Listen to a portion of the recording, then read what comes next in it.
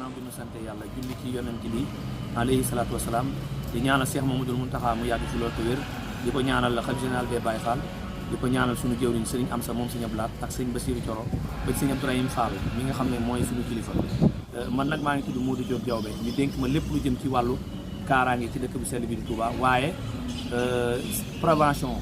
ak alerte ak lu jëm ci wormay dëkk bu sell bi di Touba ñu leen di leeral ni nag màggal Touba mi ngi jëm ci réew mi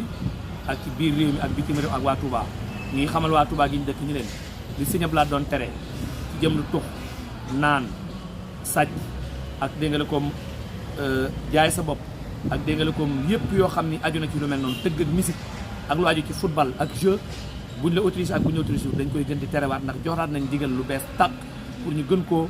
doolelaat ci dëkk bu sell bi Touba. yëg nañ ni fi ñu toll nii Touba ñi ngi yaakaar ni col gu bon tere wuñ ko fii kenn ku ne la nga yaakaar ne da nga jëm maanaam firiku nañ déedéet li sëñ bi doon tere danañ tey lañ koy gën a tere te dañ ko saytu ñi jógee ci réew mi ñi ngi leen di xamal ni sëriñ bi day bañ ko fi sol tubay col gu bon ak col gu yaraax na ko ñëpp xam sëriñ bi day bañ football day bay yooyu yëpp da koy bañ yooyu nag danañ ci jógaat ay opération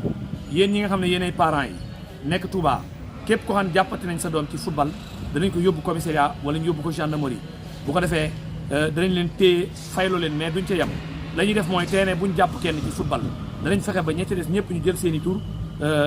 jox leen ay convocation ñu wuy ji police buñ demee dañ leen fayloo ay sanction yu diis a diis ñu waaye leen xel tamit li nga xam ne moo wër jumaay Touba ju sell ji ñi nga xam ne dañ fi def ay communication yor ay rajo yor ay baaful di teg musique ak tëgg dañ koy tere na ko ñëpp xam ñi nga xam ne dañuy jaay ay produits comme ñi nga xam ne démb interpellé nañ leen ci am na koo xam ni wax na ni mairie bi moo ko daggaloon kayit mairie bi mën na laa daggal reçu pour nga dugg Touba mais tere yi ak fecc yi ak publicité yi ak tëgg yi ku ko ci def danañ fexe ba yow moomu di jaay produit sa produit moom même boo fayee tam da nga ko génnee Touba jaay ji ko feneen te dañ la topp loolu nañ ko bàyyi xel kon ñi ngi koy wax ñi nga xam dañuy publicité si ba pare tamit tere lépp loo xam ne bokkut ci njàngaleem Serigne Touba waaw ak ku fi ñëw di def meneen façon njàngaleen moo xam ne bokkut ak njàngaleem Serigne Touba di jàngale ci dëkk bi loolu tam dañ ko ànd ak ñi nga xam ne ñooy force de l'ordre yi parce que Touba daa am loo xam ne Serigne Touba koy tere parce que dëkk bi ville spéciale la daa am loo xam ne sëñ bee koy tere te yoon terewu ko am loo xam ni yoon da koy tere te biir Touba bokk ci ñuy yëgal nit ñi li nga xam ne yoon terewu ko te sëñ bi da koy tere ñun ñooy jàmmaarloo ak ñooñu di leen jàpp di leen teg ci yoon na leer nit ñi nag dafa mel ne dañoo dégg ni fan yi am na ñu doon liggéey am jafe-jafe rek ñu yaakaar ne lu neex waaye def déedéet duñ leen ci bàyyi tey duñ leen ci bàyyi suba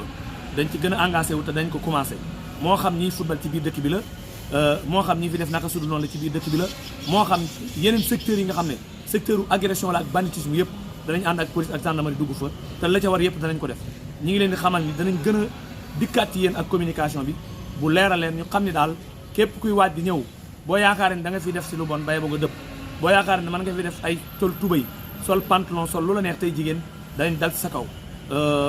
tey buñ la jàppee sanction lañ la defal dañ la fay loolu seer ba boo liggéey nga xam ne sa yoon nekku ci dañ la jébbal yoon